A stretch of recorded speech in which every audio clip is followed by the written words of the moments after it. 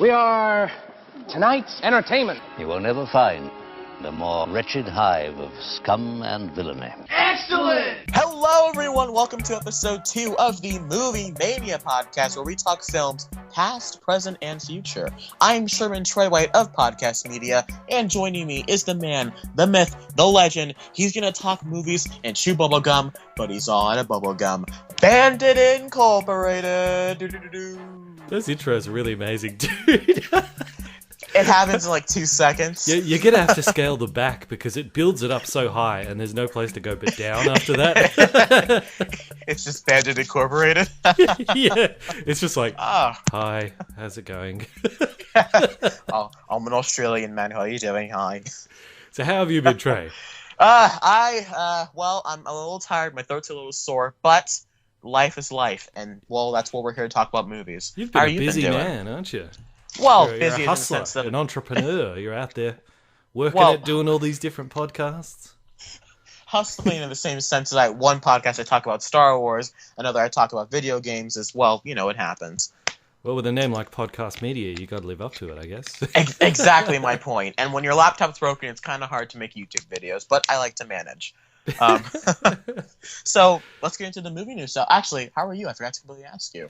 I am good. I am very good. Yes, we overcame that drama just trying to record when I thought a hacker had broke into my computer.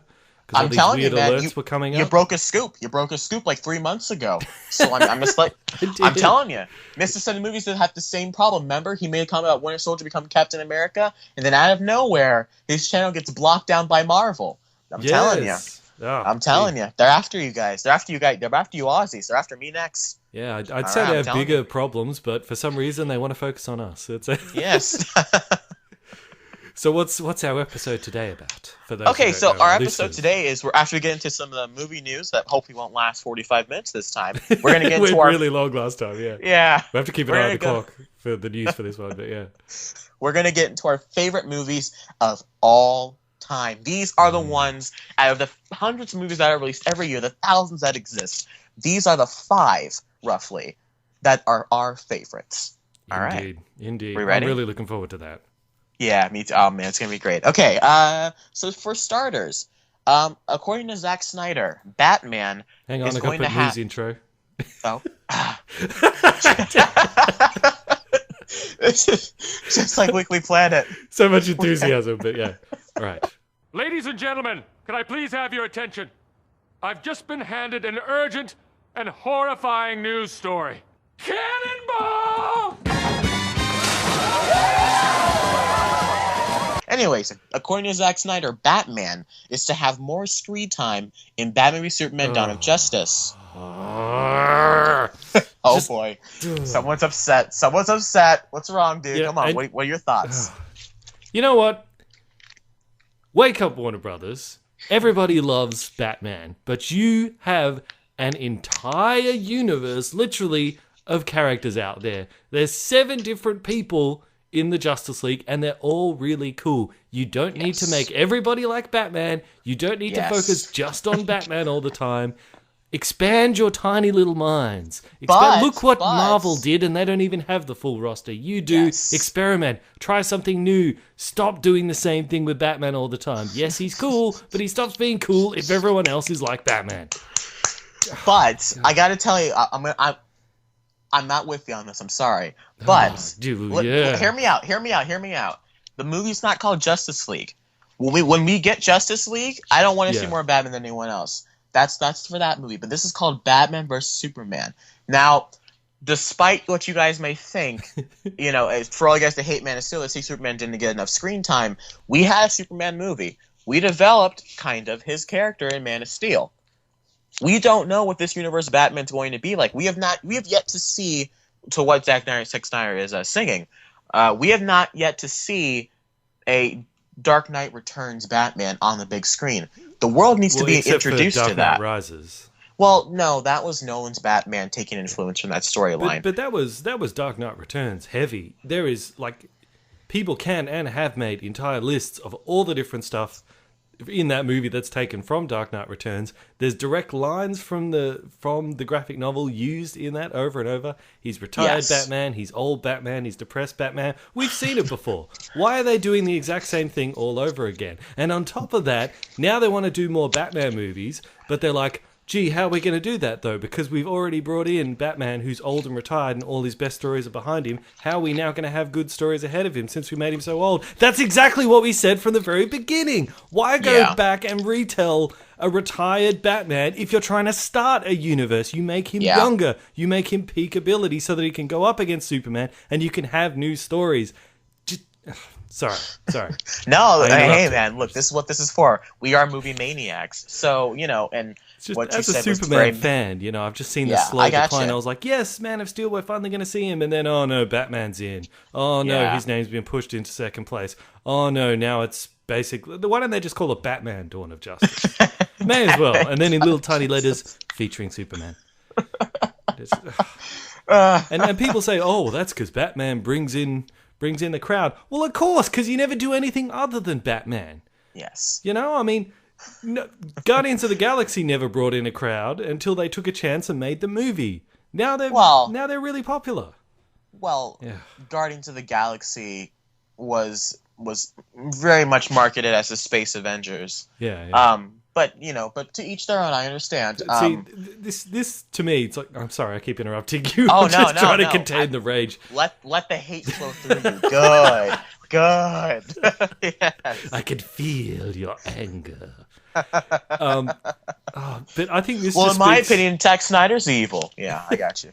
This just speaks to a bigger problem that Warner Brothers has, which is just they're just out of touch. They're out of touch because, at the same time, a while back I did a video about how David Goyer was saying that you couldn't do Martian Manhunter because he's stupid and he doesn't apply. And he's a weird alien and nobody wants to see weird aliens. And he said that at the exact same time that Guardians of the Galaxy was out.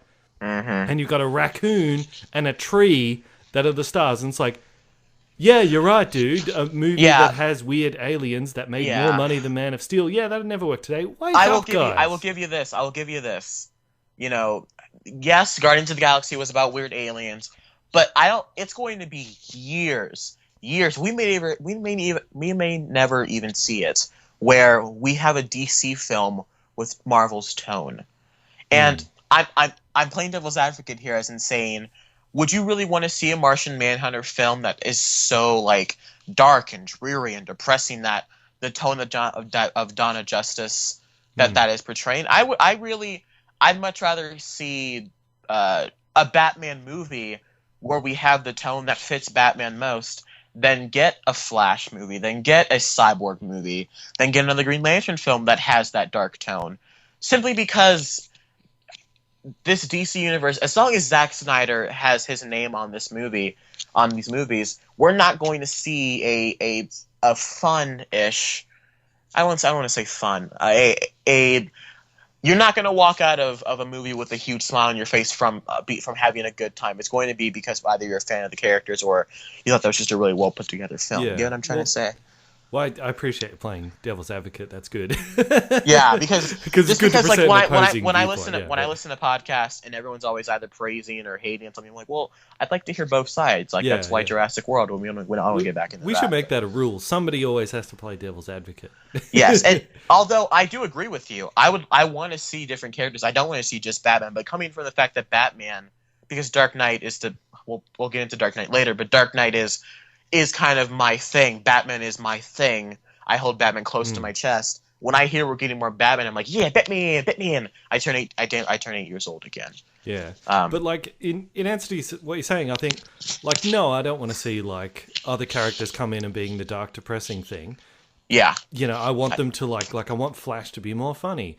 They do Martian Manhunter, he should be like Space Gandalf. That's basically what Martian Manhunter is. It's not so much dark, it's more... He's got a tragic story, but he's kind of wise and sagely and all that sort of stuff.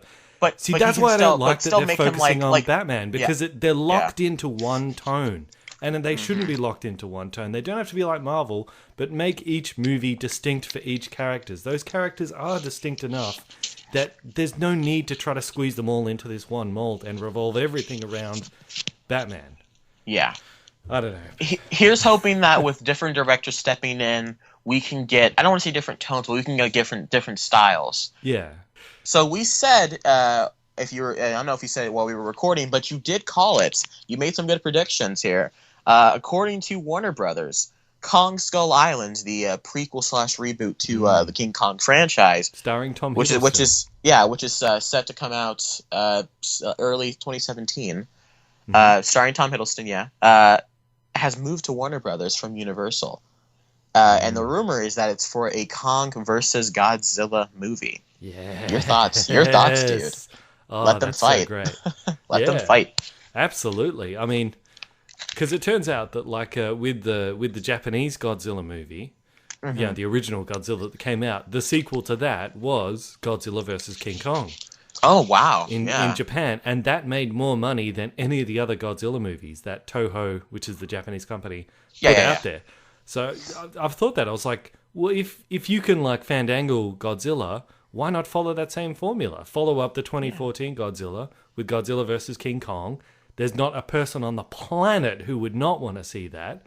And it'd be a great way of getting all the people who didn't like the 2014 Godzilla back on board. But it seems like I gotta ask, was there a lot of action in that? I don't know if you've seen it, the King Kong versus Godzilla, the original. I haven't seen it. Was there a lot more? Was there a lot of fighting and whatnot, or did they only fight like once? Because a lot of people's main problem with that a lot of people's main problem with that with the new Godzilla movie, which I loved, by the way. I thought it was maybe the best movie going experience I've ever had. Just because there were so many fans in that theater and people were just cheering. It was in IMAX. But many people's complaint is that Godzilla's only in it for like 12 minutes. But if you go back and watch the original Toho version, he is only in the movie for 5-10 minutes. And so maybe if in the sequel, when he fights King Kong, there's a lot more fighting. There's like maybe half an hour in total of fighting. Maybe they can do that. Plus, this probably is going to have to be the Dawn of Justice of movie sequels in the same way that the Man of Steel sequel was turned into a universe-building movie. But I'd I'm really imagine stoked for it. If they're going to sort of promote the movie as Godzilla versus King Kong, they're going to have to have a lot more fighting in it. And hopefully they'll learn their lesson from I understand with the last Godzilla movie, you don't want to blow your wad in the first half of the movie and then just have destruction and everything going on. But at the same time, you can tease it a little bit more. I think the thing that got me and the thing that probably got a lot of other people who didn't like it was it's like it's not like the action scenes weren't there. They were there, but it would deliberately not show them. Yes. And like that's worse than teasing it because it's like they're deliberately ripping away something cool. So it gives you this feeling like the movie's deliberately trying to make you angry. It's like dangling like a donut in front of you and be like, oh wait, but you've done it, and then they give you the donut, but they've done it so many times you don't even want the donut anymore. People compare it to Jaws because you don't see the big shark of Jaws until the very end. And that gets my point because that gets my point. That I was actually going to get to. Sorry to interrupt, but that gets my point I think my biggest complaint of Godzilla is that there weren't any really good, well fleshed out characters after Bryan Cranston dies. Yes. And so if you want to do another Godzilla movie, Gareth Edwards, while you're basically doing Rogue One, if you want to do another Godzilla movie, you want to save all that action to the end and keep all that sweet action that just that blew everyone's mind. You gotta give us good, well written characters with good personalities because you can't just give us military piece of wood for the whole movie. Yeah, they're like, we got to focus on the humans, so we keep going back to the humans. I don't think anyone would mind that if the humans were interesting. Yes, exactly. But it keeps cutting away, like you said, to like a block of wood, in a military uniform, and it's like, please just get back to the monsters. But it's like, like in Jaws, you don't see the shark until the end. But Spielberg still put in a lot of shark attacks leading up to that, where and each one builds on the next. In like showing the shark a little bit more. See, this didn't do that. As soon as he shows up in Hawaii, you get full body shot of Godzilla, and you're like, so here he is, man. Godzilla in all his glory. Cool. No, we're not going to show him. That applause lasted for like 2 minutes when it kept building, and then he roars, and on that IMAX screen, like I felt the theater shake, man. People were clapping for like 2 minutes, but and I guess that also raises a point of. People will make the argument. I know my sister made the argument of, well, military people are very stoic. I'm like, well, then don't focus on a military guy. Yeah. You know, give us someone else because, you know, like I understand where you're coming from, but you know, don't make that the main character. Then give us a good interesting character. Yeah. Like if you don't want the main character to be boring, don't make him a carpenter because carpenters don't usually do very exciting things. Well, also, then again, it's like they're focusing on that military, you know, Aaron Taylor Johnson, who's totally boring, but they have interesting characters there. They have Bryan Cranston and Ken Watanabe. He's great. Like, Ken Watanabe. Yeah, so it's not like they don't have interesting characters. It's that they do have interesting characters, but for some reason they've chosen to focus on the most boring person in the universe. Yeah, they want to choose. They want to choose on the very Hollywood handsome husband and the very Hollywood beautiful wife and the very Hollywood handsome, or excuse me, cute son. But I digress. I guess we should keep moving. Yeah, but just one thing though is apparently though, so Godzilla vs King Kong is not going to be the sequel to Godzilla. They're still going to go ahead with Mothra, Ghidorah, and Rodan. Oh, that's sequel, right. And then it will be after that, which I think they should just go straight to Godzilla. But we'll see what happens. Things can always move around. Well, as someone who liked the first one, I'm happy to see they're bringing more iconic monsters, and maybe we can have a Mothra team up, which would be cool. Yeah. Anyway. Okay, so let's see. I think let's talk about one more story because I had a couple more in here, but we'll do one more. The Force Awakens. We got to talk about Star Wars every week. Force Awakens. Yes. Rumor has it, according to a Schmoes Know, who I've been following for years now, they've reported that The Force Awakens is going to have a post-credits scene, and it's going to tease Rogue One. And apparently all the other... And each post-credits scene of the movie is going to lead into the next movie with showing a scene and teaser from Rogue One, which I guess harkens to something like what Captain America First Avenger did for the Avengers. They showed a scene from the Avengers, and then they had like a 30-second teaser for the Avengers. So your thoughts, Bandit? Yeah, I suppose that's okay. Yeah, I mean... people are losing their minds over this. People are really upset. I'm like, why? And yeah, why are they super angry? People are like, it's not Star Wars. Star Wars wouldn't do that. I'm like, well, Star Wars is a movie, and movies these days they're building a universe. Yeah, they're connecting it's a great the way world to generate hype for whatever the next thing is. Yeah, and I'll tell you what, my mom knows that The Force Awakens is coming out. She doesn't know it's called Force Awakens. She knows it's called Star Wars. So she's gonna she's like, oh yeah, the new Star Wars coming out. I'm like, yeah, Force Awakens. She's like, what's Force Awakens? I'm like, it's Star Wars. She doesn't know what Rogue One is. I can guarantee you that outside of the film bubble, like if you ask a random person on the street, I can guarantee that at least 87% of the time they're not gonna know what Rogue One is because they're not following the news of Rogue One.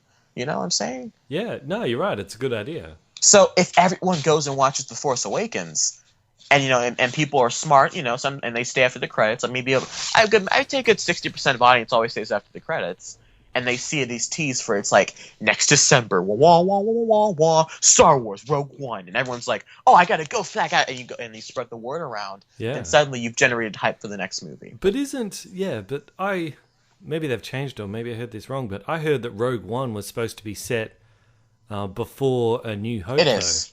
Yeah, so I don't know how they're going to tease a movie that's set like 100 years earlier in the timeline or whatever. Well, not 100 years. I guess they could. Well, I know because it's it's set around the time of Star Wars Rebels, I guess, about the people stealing the Death Star plans. For you guys who don't know, Rogue One is the next. Oh, what was that? Was that your chair? I thought you were. Yeah, don't worry, I thought you were laughing. I was like, Jesus, I'm sorry. For those of you guys that don't know, Star Wars Rogue One is the next Star Wars film following The Force Awakens. It's kind of a series of standalone films in between each of the episodes. And the first one is called Rogue One, and it tells the story of the team that stole the plans to the Death Star that Vader's after in that start of Episode 4. There must be Bothans because many Bothans died to bring us this information. But that was in Return of the Jedi. Oh, that's right. Yes. Nerd knowledge. High five myself. You're right. I'm proud of that. Yeah. Oh, that's right. Maybe Rogue 2 will be the story of the Bothans. Yeah. No, but so I think it's great to generate buzz for the next movie already because the people first knew about the Star Wars movie back in November of 2014 when that first teaser got released. Mm-hmm. So and plus I think because it's set like what 45 years maybe before Force Awakens. So just go like credits close and it goes 30 years before Force Awakens, and it has a little scene of like, but because apparently Darth Vader is going to be in the movie, so maybe just have him in the teaser. So Okay. yeah. All right, so these are our favorite films of all time. Here's how it's going to work. Theme We song? will alternate. Oh, theme song. And now, our feature presentation.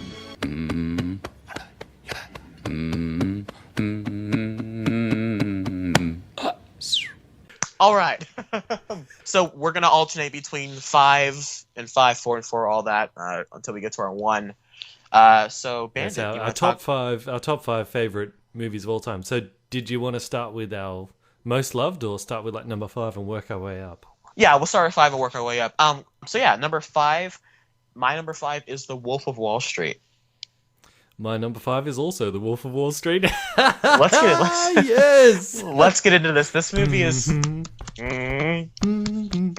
it's so great. Like this, I remember. I think I told the story when I saw Wolf of Wall Street. I went and saw it. It was Christmas. Tell it again, because you told me this off air. I think it's great.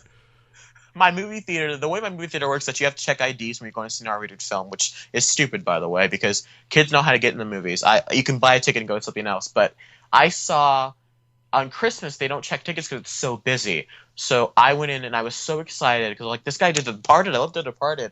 So I went in and I bought one ticket for Wolf of Wall Street. I was 13 years old at the time. It was Christmas, and I get in there, and I'm late to the movie kind of. So I walk in on the scene where it's spoilers, where Leo DiCaprio is snorting cocaine up a woman's tush, and my first reaction, like, and you could see like some like people were looking at like, what is this kid doing in this theater? He walked into the wrong movie. And I walks over, find my seat because we have allocated seating, and I sit down and I just sit there and absorb all the awesomeness. And I'm sitting in between these two old couples, and so for 3 hours. I get occasional glances while I'm laughing at all the F-bombs and all the adult jokes I'm not supposed to get yet. And it's just, I'm just having a great time, and it sticks with you for the rest of your life when you watch this movie. Yeah. Let her watch. Bring a sister over. Let her watch. And hey, Ma, that chicken ready yet? Oh yeah, I love that movie. I will not die sober. Oh my god. I love it when Leonardo DiCaprio is like yelling too, where he's like, "I will not die sober," and I love the bit where he's like, "Yeah, that's what I was gonna say." I love that bit where he's like, "Get off the phone." It's like a 10-minute scene of them just crawling like 6 feet, and it's so great. And the cord hits him in the face. Oh my god! And I love the bit where he's like crawling out of the golf club, and he like falls down those stairs. And he's trying to get into the Lamborghini, and he's like, "Get him!" His foot gets caught on the door. He goes back up. His foot takes him up. If you watch the scene, like the stairs, the length of the stairs change. Like it's only like 5 steps, but to him it's like 13. Yeah. And so he's and he's talking to the guy on the phone, and then you hear him go, "No, I was just flying." And the guy on the phone's like, "I don't understand what the heck you're talking about. What are you doing?" Don't get behind the wheel of the car, Jordan. He's like, Jordan. But of course, we gotta talk about the famous scene, that Matthew McConaughey scene. Oh that's my great. god, that is great. Yeah, I showed my friend that scene out of context, and for like the rest of the class period, I just look over and he's just going, "Hey, It's so great because it sets the whole precedent for this whole, because the character walks in and he walks in just, I don't want to say pure, but he walks in this kind of naive, humbled man. Yeah. And that whole conversation just changes his whole perspective on things. Yeah. But I think it's amazing too, because you see people like him, because like very few of us are in that situation where just you can suddenly be thrown into a situation where you have more money than you know what to do with. And it's like, how many of us would probably, just plunge headfirst into everything that he did. Like, most of us don't have to be confronted with that, but I think most people would do that. They would burn out. And it's like people who win the lottery. They spend like all their money on... Yeah. Yeah, people want to know what Michael Bay's life is like. I'm like, watch Wolf of Wall Street. Because I'm pretty sure that's what Michael Bay's life is like. And then, and occasionally he'll go out and shoot somebody for a movie. But the moment he yells cut, it's back to him snorting cocaine and hookers and all that. Yeah. And oh my God. I think it's just fascinating to see someone just like embracing greed to that level. Yeah. It's kind of liberating in a way. You're like, yeah. But you feel like it feels like when the movie ends, it feels like you watched it for 3 hours. Like you feel kind of exhausted, but while you're watching it, it goes by so quickly, which is a weird kind of time thingy. And I think my favorite scene in the movie might be the boat scene when the FBI agents come to talk to him on his boat. Yeah. Because I think that that signifies this guy's officially the villain. Yeah. That's when it hit me. I'm like, okay, this guy's officially a bad guy. Yeah. It's whenever he's talking and he's like, I'm gonna have Charisse over here lick some what was it? What did he say? Lick some, I forgot what the fish eggs are called. Off a certain part of his body. Caviar off his balls. And I'm like, and he gets like, that's a good like scene all too, these fun coupons, and he starts throwing $100 bills off the boat. But it's like also like he God. gets so angry at that because he's talking to this federal agent guy, and he's kind of like he just assumes that everyone's like him and everyone is going to value money that much and everyone will go for it. And that FBI guy, he's just sort of playing him with it. He's like letting him think that he's like, I would like to make more money. And then he just flips it on him and he's like, yes, no, man, you are going down. And like DiCaprio, he's just faced this guy who's like incorruptible, cannot be bought, cannot be bribed. And he's just like, no, you're going down. And I love when he's talking and like the conversation just shifts. He's like, they're all just laughing. Like, okay, get the F off my boat. And it's so great because it's just like it's like an 8-minute scene, and it just keeps going, and it just keeps going, and it keeps building and building. And it's like the Bureau forbids us to drink. Duh. And people say Leo should always win an Oscar, but I'm telling you, man, I've seen Dallas Buyers Club like 6 or 7 times, and McConaughey's great, but so is Chiwetel Ejiofor in 12 Years a Slave.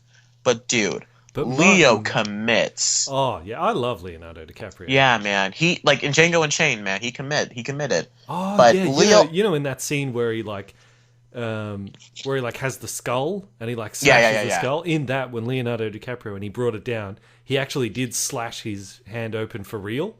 Yeah. But he didn't stop acting, and then when the other actress comes in and he like rubs the blood on her face. Kerry Washington, Washington. That was all improvised, so he really was rubbing his blood on her face. I'm telling you, I think her reaction is real too. Like when she sees the blood. Yeah, apparently when they yelled "cut," everybody just started cheering, and then he's like, "Oh, my hand."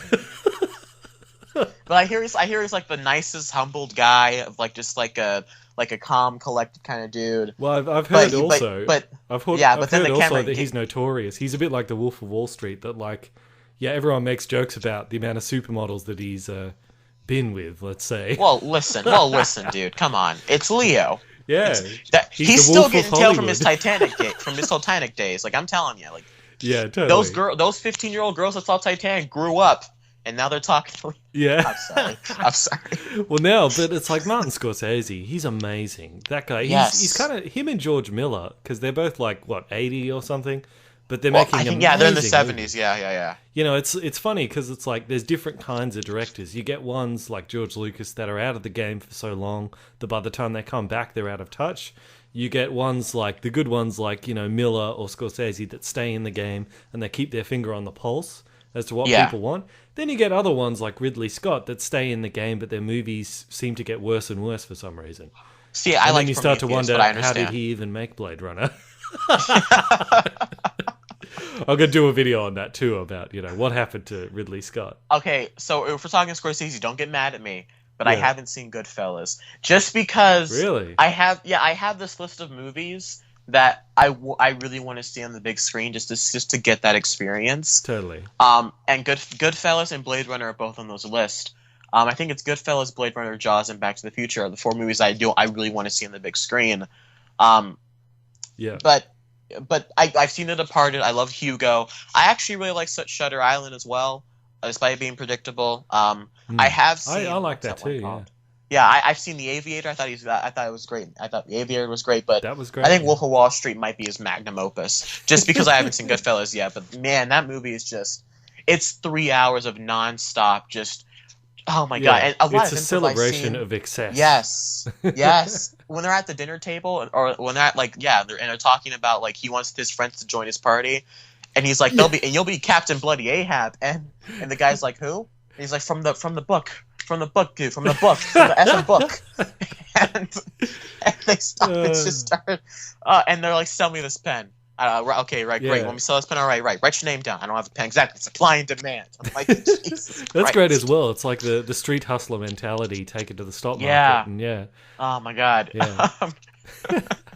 Well, that's kind of like as well. It's funny because like 50 Cent, like that's kind of how he got his record deal, because like a lot of the lessons that he learnt from street hustling he was able to apply in getting his record deal and then moving over into business and all that sort of stuff. So I guess Wolf of Wall Street is kind of like that. Yeah, there you go, dude. We gotta talk about Margot Robbie. I think she's just spectacular. Oh, yes. Harley Quinn. I think, yes, and she's going to be our Harley, which is why I'm so excited to see her as Harley Quinn, because I think she's also great in the movie Focus with Will Smith, but Wolf of Wall Street, Aussie I think, actress, is that... by the way? Huh? Another Aussie actress, by the way? Yes. We're you guys are stealing our jobs, but thank you. Sorry. It's all right. So I sound like Donald Trump. But boom,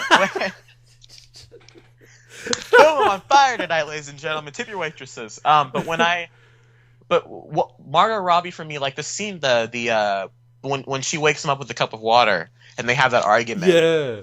The back and forth those two have is so great. Yeah. I'm not sure how much of that is improvised or not, but it's like.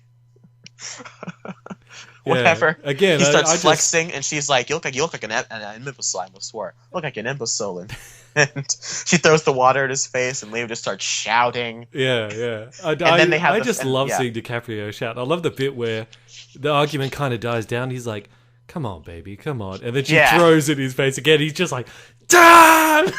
Yes. Oh my god. Like, damn it! And he starts like spinning his arms around. And, I love it when he just goes completely mental. And when he's giving the speeches too, like, yeah. And then like there's that one speech where he just goes, "Oh!" and yells at the camera, and like his face rolls off screen. Oh my god. We had to do a movie speech for GT leadership speech class in high school last year. And I did that speech where he's talking about you need to pick up the phone and keep dialing. and I ended it with, "Let's knock this." Yeah, and I'm like, "Let's knock this mother effer out." And then I go, "Whoa!" and everyone just started clapping. I was like, "Yes, thank you, Scorsese." So there you go. We both love. Listeners, we both love Wolf of Wall Street, so don't be surprised when like sponsorships start showing up in the in the podcast. We both love money. Oh my god! Yes. Oh yeah. Oh, I will. I'm so corrupt. Please. So corrupt. Yeah. Okay, so do you want to go? Tell you what, I'll let you go into your number 4 if you want to go into your number 4. Well, my number 4 most loved movie is a comedy, and it's a movie that I just cannot get enough of. And Napoleon Dynamite. Yes. No, I hate Napoleon Dynamite. No, it's Mystery Men. Oh my god! Loser Superheroes. That's one of my favorite comedies of all time. I was listening to a podcast and they were just talking about Mystery Men. I have never seen that. Really? Oh, yeah. I've never heard of it until like 2 hours ago. I don't know what that is. It's so good. It's got Ben Stiller in it, and okay. It's like all these loser superheroes, but they end up saving the day, of course. And it's oh god, there's so many great bits in that. But there's like Invisible Boy, who can only turn invisible when nobody's watching. There's Mr. Furious, who's Ben Stiller's character, who can his power comes from his boundless rage. So he gets extremely angry, but the thing is he doesn't have any super strength, and like he's not a good fighter. So he gets angry and then he just gets beaten up. There's the Blue Raj, who wears no blue, and he doesn't dress like a Raj. And he's the master of cutlery. He throws like forks and spoons and things like that. Wow. And people are like, you might want to throw a knife every now and then. I'm like, cutlery. Their knives are cutlery. and there's the shoveler, who is, he's like, he shovels well. He shovels very well. So he basically just hits people with the shovel. But my favorite bit in this is they're fighting the evil gang, which is made up of collections of all these different gangs. And there's like the Disco Boys. There's like the frat boys, who Michael Bay actually appears as one of the frat boys. Oh, of course. Which is amazing. That's where he got all his ideas. Yeah. And there's like all these different ones. But there's a bit where the shovel is fighting the disco boys, and one of the disco boys knocks his shovel away, and he's like, "Take this, shovel man!" And he comes in and he's about to hit him with his iron bar, and he pulls out like a trowel, like one of those little trowels, and like blocks the bar and punches the guy. It's hilarious. That sounds great. But yeah, I gotta check Mystery it out, Man. You gotta watch it. Yeah. Oh, and there's the spleen who farts on people. Yeah. He's probably got the most useful power because he actually knocks people out with a stink. So it's great. Great. Yeah, check it out. It's a fantastic movie. Well, I'm gonna write that. I'm gonna add that to my watch list on IMDb sponsors. So I'll write that down. Yeah. What's your number 4? My number 4 is kind of a tie, so we can briefly discuss both these movies. You want to keep this thing going. My number 4 is Up and The Incredibles, just because. Okay. I grew up with Pixar movies. To me, are like they're the pinnacle family films. You know, you have your Star Wars, you have your Indiana Jones. That's your chair again. You have your other films like your Goonies. To me, when I think of family films, my mind immediately goes to a Pixar movie. And Up and The Incredibles, they're so good. I don't want to have one below the other. I think they both deserve to be number 4 on my list. But addressing Up.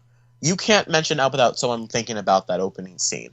Have you seen Up in The Incredibles? I have seen. Well, yeah, I should probably tell you I have seen Up, but I didn't get it. I didn't get why everyone raved about it so much. So maybe you can help me out with it. Well, let me ask you this: Did you see it when it first came out? Or did you see it like years later? I saw it a bit later.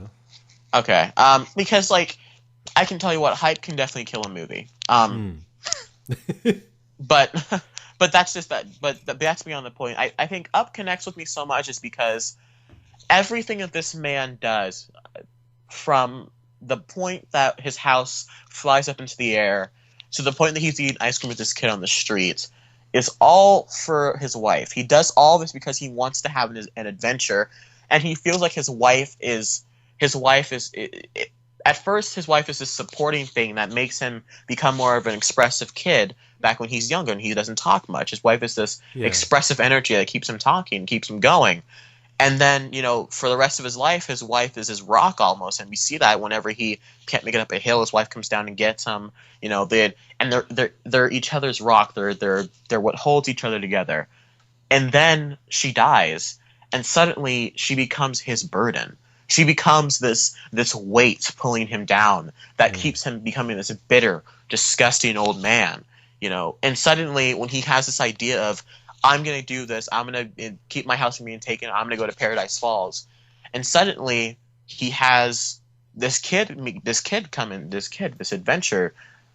this little Boy Scout thingy, and suddenly he has another rock, he has another thing to keep him going. Yeah. And so this movie is now him trying to get rid of the burden that is his wife, which is so messed up. And if you think about it, so when he finally decides to let the house go and it flows down into the clouds, that's him going, I can breathe now. But not before he looks at that book of all the things he went through with his wife. And at the end, it's in her adventure book, and it says, and stuff I'm going to do, and it's like her getting married, and it says, now go on, live your own adventure, have a good life or whatever. And I cry every time I think about it. Excuse me, I'm getting a little choked up now. But it is this adventure, and the whole thing is really based on his wife. Now, granted, the movie tends to forget that a little bit whenever we get to the dogs and the planes, and there are a lot of cutesy stuff in there. But I feel like the crux of that story, the crux of this man trying to release what is this depression that's come on by his dead wife, is so powerful, and I think it really ties the whole film together. Plus, I think the dogs and the planes are funny. Like whenever they yell squirrel and they lose their mind, they all go crashing. It's like, I hate squirrels. Yeah. I love the fact they have like stormtrooper voices. They just talk like regular guys. I think that's great.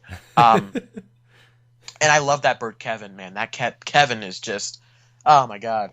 But yeah, I think Up is great because it does things that many people may not see, but when you watch it a second time and maybe you want to analyze things a bit more, you can see how things go. But yeah, I might go back and rewatch it because when I watched it, and it was like, yeah, I didn't really connect with any of the characters. I did with the old man, kind of. Yeah. And it's like, I didn't like the kid. I didn't like the dogs. I didn't like any of the... And it's like when you don't like characters, it's hard to sort of connect. So then my brain started asking questions that you shouldn't ask in a Pixar movie. Like, I'm like how come him and the guy who first discovered that world are kind of the same age? Shouldn't they be... Yeah.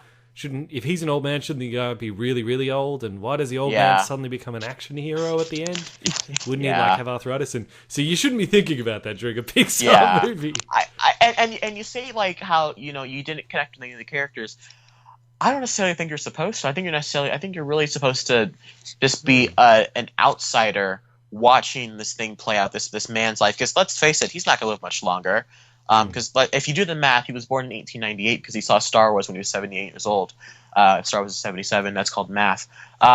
So, and you're really watching the chronicle of this man's life. And I think you don't necessarily have to connect with anybody. You really just have to look back and say, well, this is what's happening, and let's just watch it. But hey, man, they each their own. And I understand, maybe you don't have to watch a second time, but maybe just understand why maybe people may love it as much as they do. Sure, yeah. But The Incredibles, you've seen The Incredibles, haven't you? Oh, yes, and it's man, really good. I wasn't going to say Incredibles. It's great, and like being like, I remember one of my most vivid memories as a kid was when I dragged my dad to see The Incredibles. He's like, "What's this cartoon movie I'm making me go and watch?" I was into SpongeBob and all that growing up. He's like, "What is this? What is this concert you're taking me to?" And I think he might have enjoyed it more than I did. It's one of his all-time favorite movies as well. It's either that or Grease. But and I know that like the moment the movie ended, he looked at me and he said, "You chose a good movie, Trey." And I was like, "Yes," because I always dragged him like Shrek and all that. And it tells this again story of this man's life and how. And, you can look at it from either a midlife crisis perspective, a family drama, or a parody of 1950s superheroes, And like, I'm trying to remember if we talked about this in the last podcast, or maybe just, we talked about this like off air or whatever. But yeah, it's like Incredibles is kind of like every single character is trying to find their place for whatever reason, whether it's the kids trying to find their place. We talked about this off air. Yeah. We talked about this off air. The parents going through like their midlife crisis, or even the villain. He's trying to find himself. He wants to be the hero, then he becomes the villain, and then he tries to become the hero again. And it's all about that. And it's a great character study on going through a good change. And Pixar's all about going through changes. Yeah. Like Inside Out is very much about going through a life change. And I don't have as much to say about Incredibles as I do as Up, maybe because I wasn't defending it. But the scene where Dash runs on water, that was great. And it pans down, and then he starts laughing and starts running through the. Oh my god! Yeah, I know CinemaSins took off like 2 cents for that, which is cool. And I'm excited that they're doing a sequel. I don't want the sequel to really take place that much longer after the first one ends. I'd much rather see because we now have these characters as a family. I'd really rather not see the movie set place 10 years after, and now everyone's older. Jack's, now Dash's age, and Violet's now grown up, and because we have now seen this family come together, we've now seen become this unit, this strong, well-bounded unit. And to now see that maybe see this unit do something completely different doesn't seem right to me, because now I think we deserve to see what this family does now when they are working together, which is whatever. Yeah, absolutely. Yeah. All right. No, so that's good choices. Thank you. What's your number 3? Mad Max Fury Road, of course. It's I'll tell you what, man. Third most favorite of all time. Yeah. It's great, and hey, I gotta say, that's like, why I've talked about it so much, so I won't talk about it much more. But it's like, for anyone who's listening who doesn't know my YouTube channel, just go and look at all the Mad Max stuff on there. You'll understand what I'm talking about. Yeah, I've watched a lot, and in total, all that 36 hours of Mad Max content is great. Yeah. Well, the old ones are kind of hit and miss, but anyway, but that's another topic. But yeah, it's I think like I can kind of like, it's hard for me to explain like when Fury Road came out and it got such a great reception and everybody loved it so much. Even though it's totally unjustified, I kind of had this feeling of pride in me, even though I had nothing to do with the movie, you know. But is it because you liked it? You were a Mad Max fan from the beginning. Yeah, because I've been a Mad Max fan for so long, and to see him come back, and you couldn't hope for a better movie. And also just being an Aussie, and that's our pretty much our only movie franchise, and that I felt like I tried to do my little bit on my channel to help get people into Mad Max and all that, and it was just such a great feeling. It really was. And if it makes you feel any better, you helped me get into Mad Max, and just in the sense of I was caught up with all the movies. I understood what this world was because my only perception of Mad Max was from the trailers of Fury Road. Yeah. But it kind of made me actually, I can relate to my mate, Billy T-800. The same way I feel about Mad Max, he feels about Terminator. So he was looking forward to Terminator Genesis in the same way I was looking forward to Mad Max. And he's that poor guy. I feel for him because everyone's just hating on that movie so much. So but I could watch his videos. Billy, he's so angry, and I can understand. Listening to this, Billy, if you're listening to this, it's okay. We're here, but let's face it, it wasn't good. I'm sorry. But it wasn't that bad either. It did not deserve that level of hate. Yeah. Really? Yeah. All right. Whatever. Okay. We'll have to talk about that another day. But Lucas said that about the prequels, but whatever. It's all right. It's all right. Don't worry about it, man. It's cool. No. There's we'll talk about it another time. But there's a lot more to that movie than people give it credit for, and there's a lot more flaws in the first two. You're giving movies. them way too much credit. Yeah. Way too. Well, how come John Connor didn't disappear at the end of Terminator 2? You stopped Judgment Day. You wiped it out. He should vanish right there on the spot. There's no Skynet. There's no time travel. He shouldn't exist. Explain that one. Plot hole. What a terrible movie. Why is there a hole that's 2 meters wide that can blow up the Death Star? How does Harvey Dent survive 3 days with his face blown off in Dark Knight? Yep. Every movie's got plot holes. Exactly. How'd they get the horse in his head? How'd they get the horse in the bed without him waking up? Yeah. Sure, yeah. You want to go about plot holes? But the point How did they know about Rosebud was a slave when no one else is in the room? You want to go into plot holes? Exactly, and how come all of those are okay, but Terminator Genesis is not okay? Because Terminator Genesis is so much more wrong with it. But you know what? I'm sorry, I don't want to do this right now. All right, yeah, we'll get into it later, but all right. But yes, that's my third favorite of all time is Mad Max Fury Road. What's your third favorite? Let me try and attack it. No, I'm just joking. Okay. Well, I'm just joking. Like I said, I grew up with Pixar. So my third favorite film of all time is actually Ratatouille. Oh, what? Another Pixar? Hey. Shame on you. Hey, you be careful now, Mr. Mad Max, Mr. Pride, Mr. Patriotic Aussie.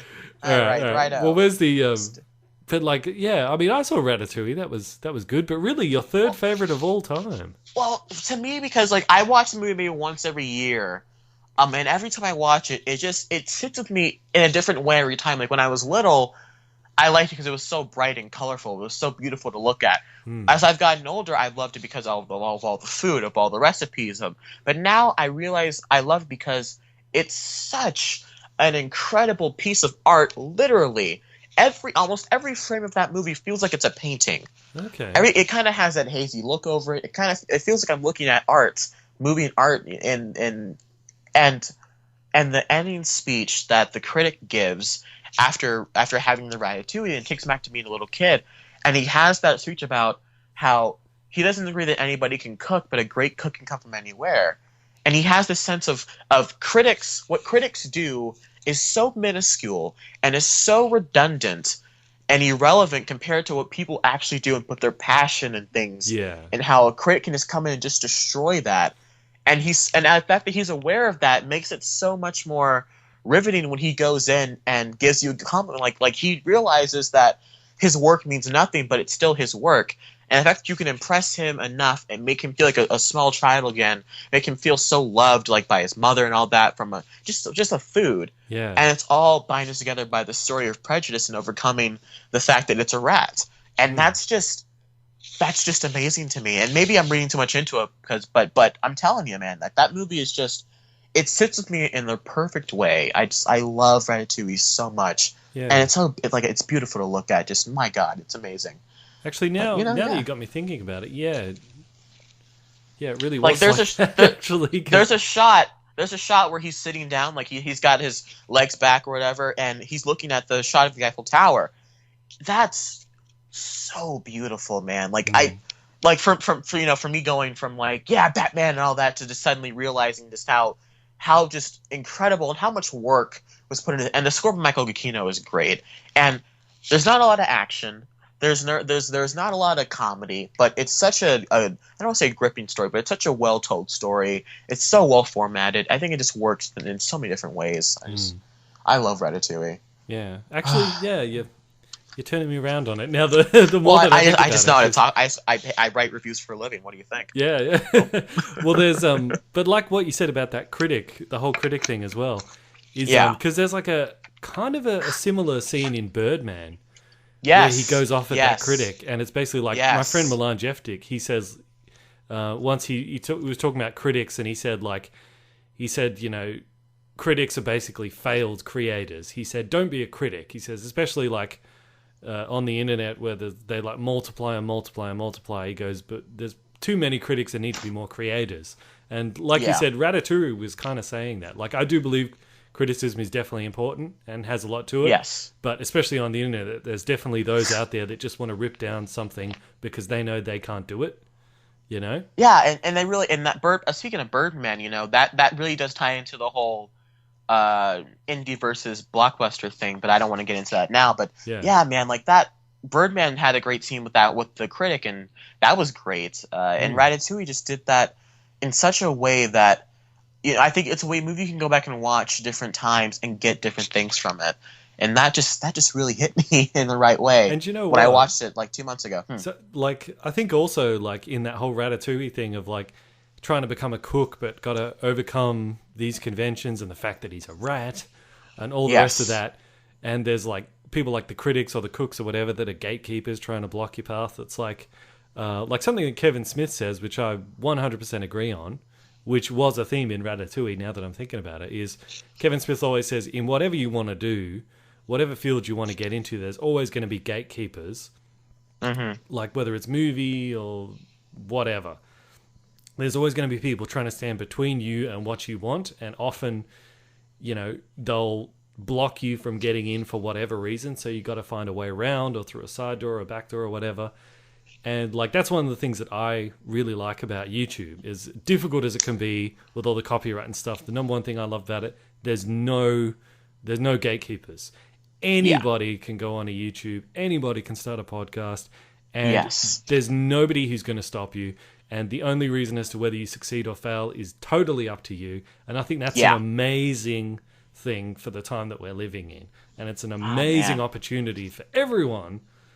Yes. It's like a... Preach it, Bandit, yeah, preach it. It's like a Wild West. the Wild West of the 21st century. Anybody can, you know, forge a career online if they want to. Nobody is going to stop you. Yeah, and do you see why I love this movie so much and why this movie connected with me so much? Yeah, I'm starting to like it more now too. I'm actually going to go back and rewatch it. Yeah, because see, that's what film is all about to me. That's what this is all for. But you're number 2. If we're going to keep going here, you're number 2. Okay, my number 2. This is one that a lot of people won't know anything about, but is actually on YouTube. You can search for it on YouTube. You'll find it on YouTube. I completely forgot to watch it. I'm so sorry. Oh, it's fine. Don't worry about it. Because it's a really, really old movie. It was made like in the 1950s. That's why it's on YouTube, because I think it's out of copyright. But it's called 12 Angry Men. There was a remake, which I haven't seen, that was made in the 90s, whatever. Ignore that. Find the old 1950s. Family Guy did an episode on it, I think. I've seen that Family episode. I think it's called 12 Angry Men and a Dog. But yeah, they did a parody of it. But yeah, keep going. Sure. Sorry, keep going. Okay, yeah, I'll have to check that out. I haven't seen it, but 12 Angry Men. Basically, what it is, it's black and white, set in the 1950s. It's the whole movie is set in one room because it's a jury on a court case. Apart from one scene at the beginning where they see the closing arguments of the case, and then one scene at the end where they walk out of the courthouse, the entire thing is set in just one room. So it'd be really good for a play if you want to do a play on it. And it's 12 different guys, and they're examining this case of a kid who's accused of murdering his father. And everybody believes that he did it, except for this one guy on the jury. And over the course of the story, like they go through all the bits of evidence and they start to unravel that actually, no, this kid probably didn't do this. And they eventually find him innocent. But it's great because I recommend you look for the 1950s one, not the remake, because you can see the 1950s one. Like each different character sort of has, you know, kind of a backstory to who they are and how they approach the case based off, like there's the Wall Street guy. He looks at it very differently to other people. And, you know, like one of the guys there is from the slums. And, you know, since it's a slum kid, he, you know, relates to him and all that sort of stuff. But it's interesting to see like the social issues of the day, and like it's different from ours, because I guess back then they didn't let women on juries, and apparently they didn't let black people on juries or whatever, because it's all just 12 white guys. Yeah. But even though it's different than today, you can still see like reflections of similar like social issues, like the same kind of prejudices people might have today about, you know, the hood or whatever, they have for these slum kids, you know? And it's just interesting to see how, like, the face of these issues might change over time, but the issues still stay the same. And it's really powerful movie. Check it out on YouTube, 12 Angry Men. Really good. Well, I like old movies. Like, people... Maybe because I haven't seen older movies a lot. Like, I haven't seen a lot of the big classics. My dog's barking. Sorry. That's all right. Like if you get a lot of like classic movies, like we watched To Kill a Mockingbird in school, and my first, and everyone's thought in the class was, ugh, old movie. But my first thought was, oh, I haven't seen this one yet. Yes, let's watch it. And it's, I don't know if you've seen it. I think it's Humphrey Beauregard, but I've been wrong before. It's just spectacular. And it deals with the same, like she was talking about in terms of in prejudice and perception and racial issues. And it does it in a way that's just so well presented. It's so well shot. But yeah, old movies for me are great. Yeah, and also I think like people have this preconception about the old movies, like, oh, old, black and white, whatever. But like if you can get past that, they're actually kind of more interesting because they're set in a different time. Like Mad Men, for example, the Netflix show. It's finished now. But Mad Men, great show, but because it was set in the 60s, or was it the 70s? No, it was the 60s. But because it was set in the 60s, that makes everything kind of more interesting, and it is more interesting. So likewise with old movies, just the fact that it's set in a different time adds an extra layer of sort of intrigue to it. So 12 Angry Men, really good. Check it out on YouTube. If you got like your grandparents around, it's a good movie to watch with them, because the main character is played by Henry Fonda, and they'll know who he is. So just say, hey, you want to watch this Henry Fonda movie? And they'll be like, ooh, Henry Fonda. So yes. Is he like, yeah, all right, great. My number 2 is, okay, so it's Inception. Yeah.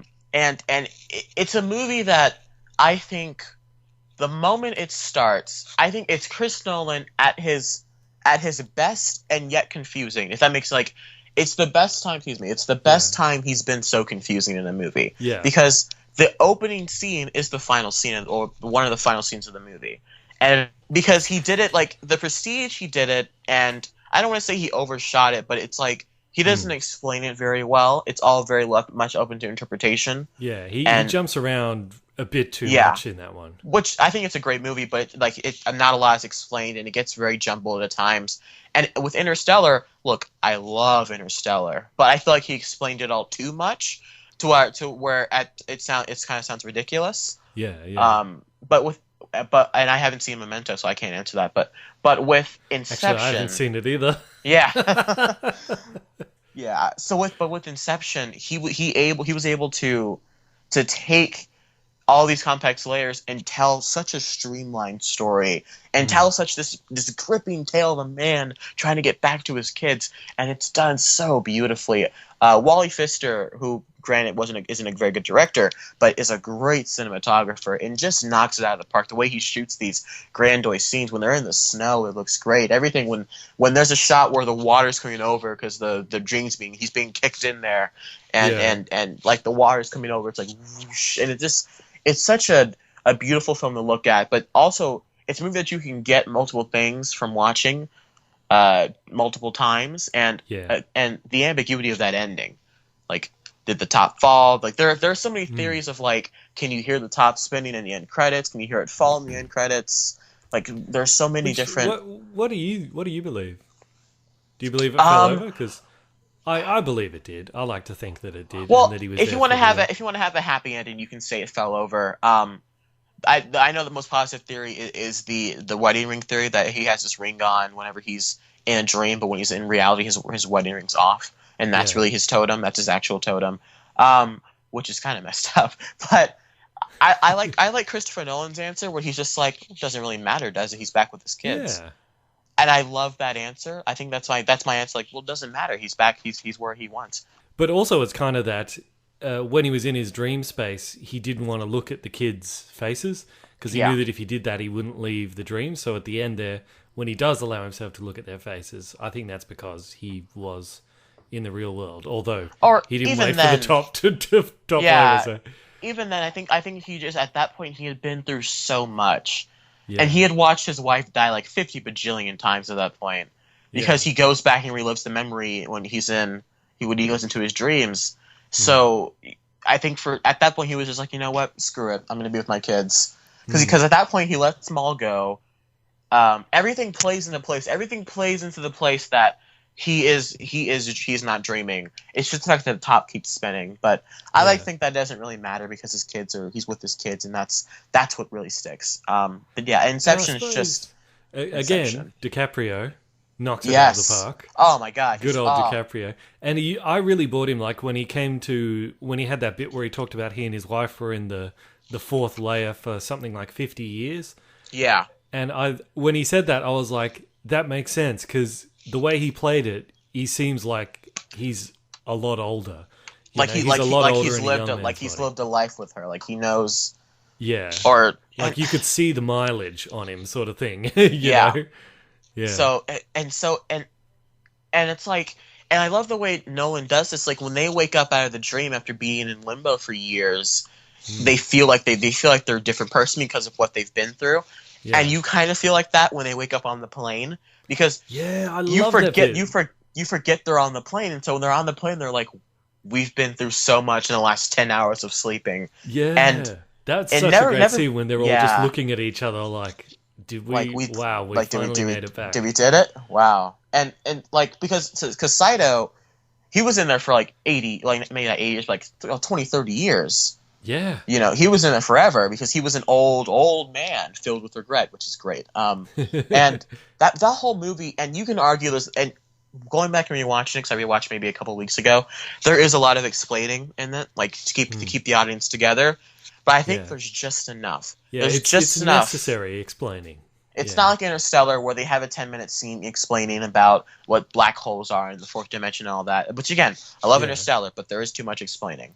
And I think also, like, the reason it works with Inception is it's taking like stuff that we're all familiar with in the dream, like the idea of that feeling of falling. That makes we all understand that. They just gave it a name. The fact in that the movie. like an hour in the dream world, or 5 minutes in dream world, it's like an hour in real life, and how dreams always go by faster. You drift off to sleep, and you think you're asleep for an hour. Like if you like laying down and you're looking at the clock and you drift off and you wake up and you're like, oh, I've been asleep for an hour, and it's like 5 minutes. Exactly. We've all had that experience. Because you've all had, or you know, I'm like, some people can have that reverse of where like you lie down for 5 minutes and you think you've been asleep for 5 minutes because, you know, maybe you sleep past your alarm and you wake up and it's an hour later. Yeah. This movie I think the movie, when people say smart original material, I think they talk about Inception. Yes. Because and it's just like, I don't think we're ever going to get another film quite like it, just because it's so crafty in how it does everything, how the paradox with the stairs, and you know, clearly by looking at this list, you can tell I like to think about my movies. Yeah. With the exception of Wolf of Wall Street, which is just a great time. That's why. But you can tell, I can tell I like to think about my movies, but a lot of people compare it to The Matrix for obvious reasons. But I suppose like it's infinitely smarter than The Matrix ever was. Well, that's like I don't want to. That's like, how do I put this? It's like comparing, you know, a steak dinner to a hamburger. You know, they're both beef. I knew I'd find they're both beef, but one's clearly presented in a better, more professional way, and one's really more like a jumble mess together that tastes pretty good. Yeah. So, to each their own, I guess. But I think that Inception's just spectacular. Okay, so you want to get into your number one, your favorite movie of all time? Number one, yes, my favorite movie of all time is another kind of old one. Not the 50s. We're talking the 60s now. Okay. The Good, the Bad, and the Ugly. The classic Western.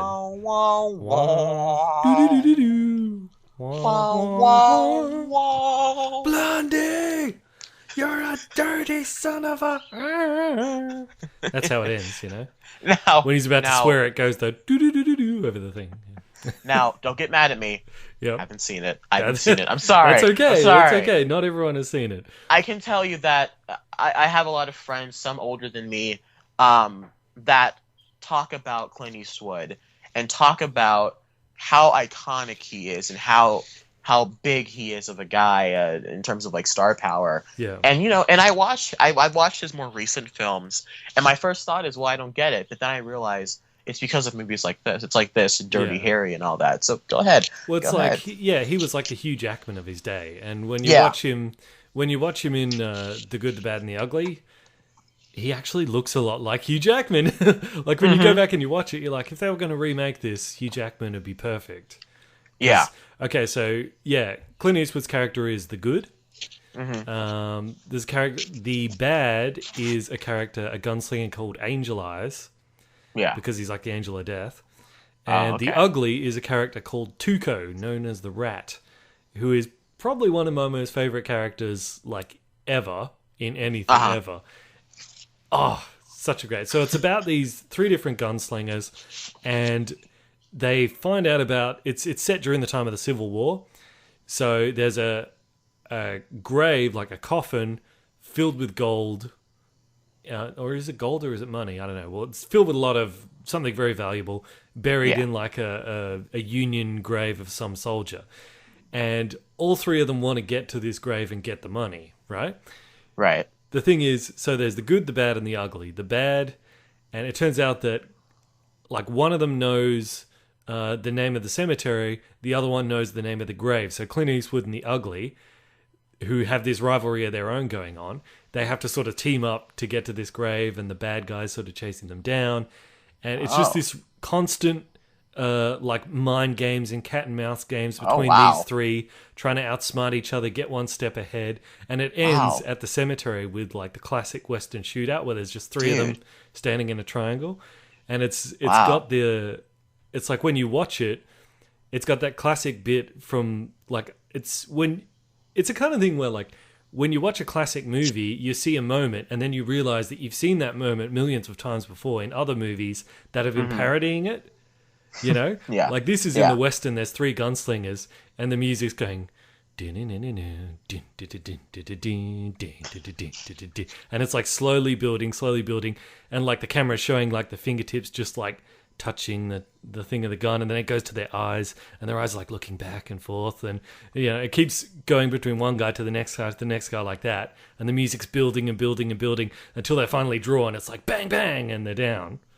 Wow. But it's like that you watch that scene and you're like, now I understand what all the other Westerns were trying to do because of that, you know? Wow. And it's you really make me want to see this movie now. That's a really cool premise. Yeah, well, I gotta check it out. The main characters are Clint Eastwood and the Rat, and it starts out because the Rat he's the ugly. He's got this huge bounty on his head. So Clint Eastwood captures him and he says, and he hands him over to be hanged, but then he shoots the rope just as they're about to hang him, so that he can take him again to the next town, and they can collect the bounty again, and they just keep doing this, splitting the money. But Clint Eastwood eventually realizes he's not going to be worth more than like $2,000 at any one time, so he gets rid of him, and Tuco like vows revenge. But Tuco's fantastic because he's the ugly, he's the Rat, and this character, the actor who played him, I can't remember his name, but he passed away a couple of years ago.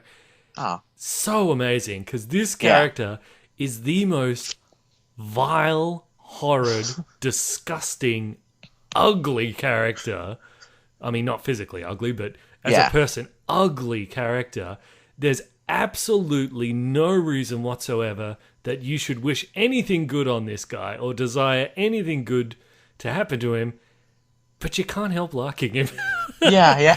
He's kind of like a George Costanza. He's just the worst person. You would never want to meet this guy, but you cannot help but love him. Wow. And it's so good. It's so good. Yeah. Wow. The Good, the Bad, and the Ugly. And it's also a movie that if you watch it, if it wasn't made in the 60s, you would swear to God Quentin Tarantino directed it. Oh, see, now I gotta watch it. Because, and like, I haven't been able to prove this yet, but I've always been looking to see if I can find Quentin Tarantino saying something about the good, the bad, and the ugly. Because when I watched it, I thought I would bet my life that this is a movie that Quentin Tarantino watched over and over and over and over and over. Because, like, you know, in Inglourious Basterds, there's a bit where the bear Jew's coming out of the cave. And you're hearing the clunking and the music's building, and it draws it out and draws it out, draws it out.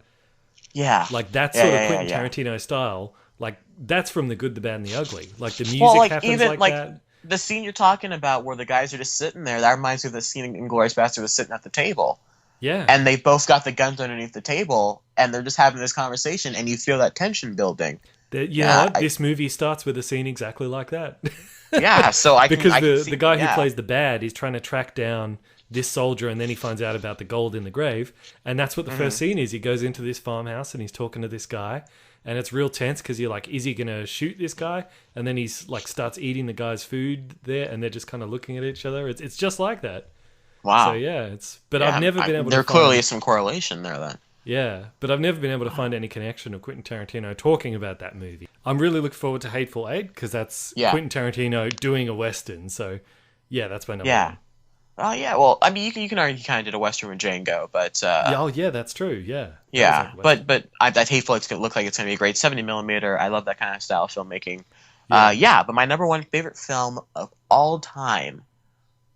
It's the movie that got me into movies. It's in many ways my Star Wars in that I saw that and I said, Mom, I want to do that. She's like, make movies? I'm like, yeah, I want to make movies. And that's Christopher Nolan's The Dark Knight. It is such...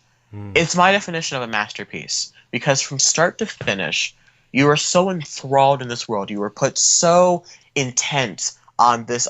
Like from the start, you get these characters. You get Batman, you get Joker, you get Gordon, and then you get Harvey Dent, and how all these characters really they play off each other, and each scene flows so well into the next one, and everything that Heath Ledger's Joker does is just so methodical and so messed up, and everything leads to the next. And you're like, wow, he really planned this out. Like how he planned to get caught, how he planned to blow up Harvey Dent, how it destroyed Gotham, how he took the city apart. One of my favorite lines is when he's talking to Harvey, he's just like, look what I did with this city with a few drums of gasoline and a couple of bullets. I was like, yeah, that's true. You know, with a few barrels of gasoline and a couple of bullets, you know, and the scene where he's talking about how it's all part of the plan, about how, you know, if a truck of soldiers blows up, no one cares, but if a mayor dies, everyone loses their minds, you know, and the performances are all great. I think Hans Zimmer's score is so beautiful. And then the ending, where the accumulation of this, you think the Joker's going to lose. He's going to get his comeuppance. Batman's going to be hailed as a hero for saving Gotham. But no, they don't do that. Harvey Dent dies. Joker gets to live. And then Batman becomes villainized. Yeah. And then the Batman becomes villainized. Batman's like, I'll take the blame. I'll do this because that's what needs to happen. And then he takes off, and the kid's like, but Dad, well, where's he going? He's like, we have to chase him. He's like, why? Because he's our watchful guardian. He's our Dark Knight. And then the movie just ends. And he rides off into the sunset into a pretty okay third movie. But Dark Knight for me it's that movie that when I think of what is the perfect movie in my mind, I think of Dark Knight. But that's just me. I love Dark Knight so much. Yeah, absolutely. I mean, yeah, there's so much you can talk about with that movie because it's like obviously we've got like fantastic characters. Like the Joker is such an interesting character because as well, you know, throughout that movie, he's always, whenever anyone calls him crazy, he's like, I'm not crazy. You know, and like when you look at like the bank robbery at the beginning, that was planned down to a T. Yes. Yeah, his whole plan was, so it's interesting because he kind of like, it's like he has this front of being this crazy lunatic and unpredictable, but really he's not just a dog chasing cars like he says he is. You know, there's a lot more to him than that. I think my favorite scene might be the scene at the party, because it just keeps kind of building, and like you feel the tension going, you feel it keep going, and then the judge blows up, and then the commissioner dies, and then Alfred opens the door and Joker's in there. And by that point, Batman's already gotten Harvey out. There's a scene where he's walking down the hallway and takes down the thug in like one hit, and then breaks the gun in half, throws it on the ground without even breaking a stride. And then it just keeps building. And then, you know, Rachel steps in, and Joker's like, okay, well, let me cut your face up. And then Batman's like, no, you're not going to do that. And then they fight, and then Joker drops Rachel off the building, and then Batman catches her, lands in the car, and it's so awesome. And Batman and the movie turns me into 8 years old every time I watch it. It's so great. The interrogation scene is just fantastic, flawless. Yeah. Everything from whenever Gordon's talking to him, he's like, oh, good cop, bad cop routine. And then he's like, not exactly. And then the light comes on, slams his head on the table, it's on. And it just keeps, like you said, it just keeps building. It just keeps going. You know, that interrogation scene, that was the first thing that the two of them shot together, actually. Wow. Yeah, like they had not seen each other until that scene. Wow, that's called talent, ladies and gentlemen. That's called a talented writer, director, and actor. Yeah, apparently Ledger and Bale became like really close on that movie. Yeah, like they were kind of like kindred spirits in a way. Yeah. Oh, I'm sad to hear about it because, you know, as we know, he passed away before the movie was even released, which is terrible. Which really shows how committed. Was why I think the Joker might be one of the greatest performances in film history. Yeah. Just because even the actor himself was so committed to that role. And he really tried his hardest to make sure that he could make a Joker that would stand on its own. Yeah, it's a movie that I can watch whenever it's on. It turns me into an 8-year-old again. And I feel like I'm watching it for the first time every time I see it. Yeah. It's amazing. 100%. It's a masterpiece. Absolutely. Probably the work that Nolan will be most remembered for too. Yes, absolutely. It's the reason he still gets work these days. Yeah, he'll always get work because of that. So yeah. Okay, so on your Facebook page, which you know, at BanditIncorporated, we have our viewer questions. Excuse me, I'd like to ask you a few questions. Talha, I don't know how to pronounce that. Talha Masood asks, is the world ready for another Green Lantern movie? I think so. What do you think? I don't think the world really cared about the first one. I think if it was like if it wasn't like Fantastic Four bad, it was just a bad comic movie, and at that point in time, we didn't have the Marvel Cinematic Universe as prominent as it is now, so we didn't have movies that constantly had to come out and be awesome in terms of comic books. Like DC at the time was only known for Batman movies, really, you know, and whenever they tried something different, they tried doing Green Lantern, and it failed, and I don't think the world really cared because no one really saw it. Yeah, that's true. I mean, well, Green Lantern's a character that you couldn't really have done in any other age previously, because how do you portray his powers if CGI doesn't exist in the older days? So now that we have CGI, you can actually do. But no, I think the world is absolutely ready for a Green Lantern one. They just don't know they're ready for it, because he's a character that is absolutely unique. No other superheroes have like a weapon like that ring that can construct anything. Nobody else, like there's lots of other people that like Superman or whatever. You can't compare Green Lantern to anyone else. And there's so many like interesting things you can do with that story and how it relates to, you know, the character's mentality of willpower, and there's a great message there. Yeah, there's a hell of a lot of opportunity for Green Lantern. So I'd say the world is ready for it, but the world doesn't know. So he's the hero that we deserve, but not the one we need. No, wait, that doesn't work. Rachel. But yeah, and we're getting one in 2020. Here's hoping that they focus more on the actual Green Lantern lore, the whole mythos of the Green Lantern, and not just have a story about Van Wilder with a spacesuit. Yeah. So, and I'm hoping that, I don't know who they're going to get as Hal Jordan, but here's hoping that they do some really good casting here. Yeah, absolutely. Yeah. All right. Well, I think that covers it for our episode of, I almost said Monthly Media, of Movie Mania. Well, there you go. We've done episode 2 without ever mentioning like a terrible number 2 joke. Yeah. Except wow. I just did. Oh, Yes. Well, Thank you for breaking our stride. Really, just professional. Well, thank you. If you guys have listened to this as well as our first episode, thank you very much. Please continue to listen. By the Y'all the time real MVP. But by the time you're hearing this should be on iTunes. So please feel free to go and give us a review and rate us. Hopefully a good one, but of course be honest because it will help us to make improvements.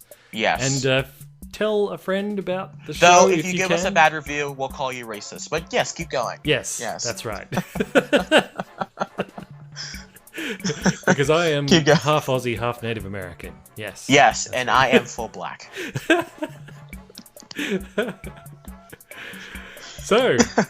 Yeah. No, this was great. So where can people find you, Bandit? They can find me on YouTube as Bandit Incorporated and on Facebook and Twitter of the same name. And they can find you... Yes. They can find me on the... I'm on the Twitters. I'm on mainly the Instagram. Instagram, you can find me at Podcast Media. But mainly on YouTube. My YouTube channel is Podcast Media. Like, subscribe, all that nice stuff. My most recent video was about why Toy Story 4 is not going to suck. So, yeah. Oh. Yeah. Yeah, maybe you should watch my stuff more often. Yeah, maybe you should watch my stuff more often. I do watch your stuff. I always watch your stuff. No, but thank you all guys for watching. Forgot to write a closing again, but thank you all for watching. Like Bandit said, iTunes, all that good stuff. Rate us, be honest, and thank you for watching our own Movie Maniacs. Bye.